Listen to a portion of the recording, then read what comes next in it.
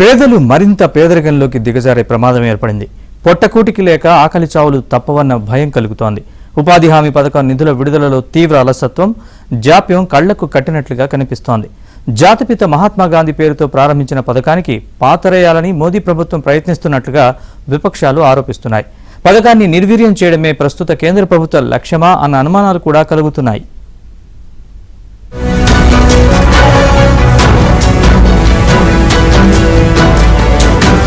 దక్షిణాదిలోని అన్ని రాష్ట్రాలు, బెంగాల్ సహా కొన్ని ఉత్తరాది రాష్ట్రాలకు ఉపాధి హామీ పథకంలో అన్యాయం జరుగుతున్నట్లు వార్తలు వస్తున్నాయి. అందుబాటులో ఉన్న గణాంకాలు కూడా అటువంటి అనుమానాలను బలోపేతం చేస్తున్నాయి. గల్లీ నుంచి ఢిల్లీ దాకా విపక్షాలు నిరసనలు నిర్వహిస్తున్నా కేంద్రం పట్టించుకున్న దాఖలాలు కనిపించడం లేదు. గ్రామీణ పేదల ఉపాధి, ఆహార భద్రత కోసం యూపీఏ ప్రభుత్వం ఆ పథకాన్ని ప్రవేశపెట్టి 20 ఏళ్లు పూర్తయిన నేపథ్యంలో పరిస్థితులు నానాటికి తీసిబొట్టు నాగంబొట్టు అన్నట్లుగా తయారయ్యాయి. పేదల కోసం ఏడాదికి కనీసం 100 పని దినాల్లో వారి హక్కుగా ఉపాధి కల్పించాలని నాటి కాంగ్రెస్ నేతృత్వ యూపీఏ ప్రభుత్వం మహాత్మాగాంధీ జాతీయ గ్రామీణ ఉపాధి హామీ పథకాన్ని ప్రవేశపెట్టింది. గ్రామాల్లో రోడ్ల నిర్మాణం, నీటి సంరక్షణ, అడవుల పెంపకం లాంటి పనుల ద్వారా ప్రజలకు కనీస వేతనం అందించేలా చర్యలు తీసుకుంది. గ్రామ సభల్లోనే పనుల ఎంపిక, సామాజిక తనిఖీలు లాంటి పటిష్టమైన చర్యల్ని చట్టంలో పొందుపరిచింది. ఉపాధి హామీ పథకం మొదటి దశాబ్దంలోనే 32% వరకు పేదరికాన్ని తగ్గించింది. పేదరికం బారిన పడకుండా 14 కోట్ల మందిని కాపాడగలిగారు. దేశంలోని మెజారిటీ రాష్ట్రాల్లో సుమారు 89% మంది గ్రామీణ మహిళలు ఉపాధి హామీ పథకంతో ప్రయోజనం పొందారు. కోవిడ్తో దేశ ఆర్థిక వ్యవస్థ స్తంభించిపోతే పట్టణాల నుంచి గ్రామాలకు తరలి వెళ్లిన ప్రజలకు గ్రామీణ ఉపాధి హామీ పథకం ఏకైక ఆధారంగా నిలిచింది.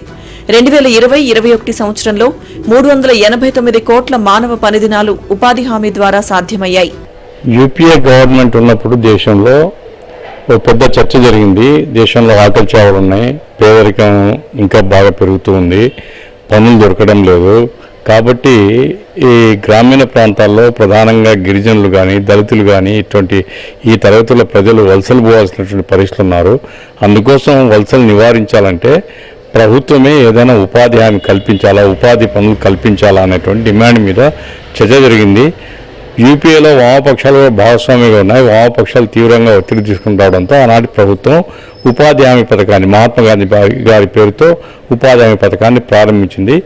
దేశవ్యాప్తంగా చాలా మంచి రిజల్ట్స్ ఉన్నాయి. దానివల్ల గ్రామీణ ప్రాంతాల్లో చాలా మందికి పనులు దొరుకుతున్నాయి. కేంద్ర గ్రామీణ అభివృద్ధి మంత్రిత్వ శాఖ వివరాల ప్రకారం కొన్ని సంవత్సరాలుగా ఉపాధి హామీకి కేటాయించిన వార్షిక బడ్జెట్లో దాదాపు 70% పైగా సెప్టెంబర్ నాటికే వ్యయం చేస్తున్నారు. డిసెంబర్లో అనుబంధ కేటాయింపులు జరిపినప్పటికీ జనవరి కల్లా ఖర్చయిపోతున్నాయి. ఫలితంగా ఆర్థిక సంవత్సరం పూర్తయ్యేసరికి చెల్లింపు పెండింగ్ పడిపోతుంది. గత 5 ఏళ్లలో 15,000 కోట్ల బకాయిలు పేరుకుపోయాయి. అది 25,000 కోట్ల వరకు చేరి ఉండొచ్చని మరో అంచనా. ప్రతిసారి తదుపరి ఆర్థిక సంవత్సరం బడ్జెట్లో 20% వరకు బకాయిల చెల్లింపునకే సరిపోతుంది. 2025-26 ఆర్థిక సంవత్సరానికి ఈ పథకం కింద కేంద్రం 86,000 కోట్లు కేటాయించింది.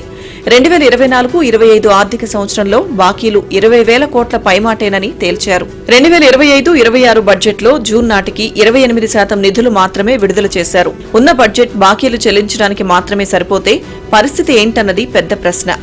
ప్రభుత్వానికి ఈ పథకంపై ఆసక్తి ఉందా లేదా అన్న అనుమానాలు కలుగుతున్నాయి. 2021-22 బడ్జెట్లో కేటాయించిన 98,000 కోట్లతో పోల్చుకుంటే ప్రస్తుతం 20% పైగా నిధులు తగ్గాయని చెప్పుకోవాలి. పైగా పెరుగుతున్న జీవన ప్రమాణాలను బట్టి కార్మికుల వేతనాలు పెరగడం లేదు. ద్రవ్యోల్బణానికి అనుగుణంగా కనీస వేతనాన్ని 400 రూపాయలకు పెంచాలన్న డిమాండ్ను మోదీ ప్రభుత్వం పట్టించుకోవడం లేదు. గ్రామీణ ప్రాంతాల్లో ఈ పథకానికి ఉన్న డిమాండ్ను దృష్టిలో ఉంచుకొని కనీస పని దినాల్ని 100 నుంచి 150కి పెంచాలని కార్మిక సంఘాలు కోరుతున్నా ఉద్దేశపూర్వకంగా నిర్ణయాన్ని ఆలస్యం చేస్తున్నట్లుగా అనుమానాలు వస్తున్నాయి. పనిచేసిన 15 రోజుల్లో వేతనాలు చెల్లించాలన్న నిబంధనను కూడా తుంగలో తొక్కారు. జనాభా పెరుగుతుంది, బడ్జెట్ సైజు పెరుగుతుంది అన్నప్పుడు ఉపాధి హామీ నిధులు ఇంకా పెంచాలా? అట్లాంటివి తగ్గించడం అంటే రాబోయే కాలంలో పేదలకు దక్కేదేం లేదు. ఉపాధి హామీ అనేటువంటిది అది లేకుండా పోతుంది, కనుమరుగవుతుంది. ఆ రకంగా పేదలకు మళ్ళా ఆహార భద్రత లేకుండా పోతుంది, ఉపాధి దొరకనటువంటి పరిస్థితి ఏర్పడుతుంది. దేశంలో మళ్ళీ వలసలు చాలా పెద్ద ఎత్తున పోవాల్సినటువంటి పరిస్థితి ఏర్పడుతుంది. ఏమాత్రం మానవత్వం ఉన్నా, ఎందుకంటే ఆఫ్టర్ ఆల్ దీనికోసం ఖర్చు పెట్టే డబ్బు పెద్ద, ఎందుకంటే లక్షల కోట్ల రూపాయల బడ్జెట్లో దీనికోసం ఖర్చు పెట్టేది పెద్ద డబ్బు కాదు. కానీ మానవత్వం లేనటువంటి బీజేపీ ప్రభుత్వం ఉపాధి హామీ పనుల్ని కట్ చేసి వాళ్ళ యొక్క సైజును కుదించేస్తుంది. ఉపాధి హామీ పథకానికి జీడీపీలో 0.26% నిధులు కేటాయిస్తున్నారు. కనిష్టంగా 1.7% కేటాయించాలని ప్రపంచ బ్యాంక్ సలహా ఇచ్చి చాలా రోజులైనా ప్రభుత్వం పట్టించుకోవడం లేదు. పైగా ప్రభుత్వ నిర్లక్ష్యం కారణంగా చాలా మంది ఈ పథకానికి అర్హత పొందలేకపోతున్నారు. జాబ్ కార్డుకు ఆధార్, బ్యాంక్ అకౌంట్ను అనుసంధానించడం, పేర్లు, పుట్టిన తేదీలోని వివరాలు సరిపోకపోవడం వల్ల 6.7 కోట్ల మంది ఉపాధి హామీ పథకానికి దూరమయ్యారు. 2015లో ప్రధాని నరేంద్ర మోదీ ఈ ఉపాధి హామీ పథకం పట్ల తన వ్యతిరేకతను వ్యక్తం చేశారు. పథకాన్ని నిర్వీర్యం చేయాలని ఆయన కంకణం కట్టుకున్నట్లుగా విపక్షాలు ఆరోపిస్తున్నాయి. ఇప్పటికైనా గ్రామీణ ప్రాంతాల్లో ఉన్న ఆదరణను గుర్తించి ఆర్థిక సంవత్సరం మొదట్లోనే అవసరమైన నిధుల్ని కేటాయించాలని పార్టీలు కోరుతున్నాయి. రాష్ట్రాలకు చెల్లించాల్సిన బకాయిలను విడుదల చేయడంతో పాటు ఉపాధి కూలీలకు ఆధార్ పేమెంట్ ఐచ్ఛికం చేయాలన్న డిమాండ్లు వినిపిస్తున్నాయి.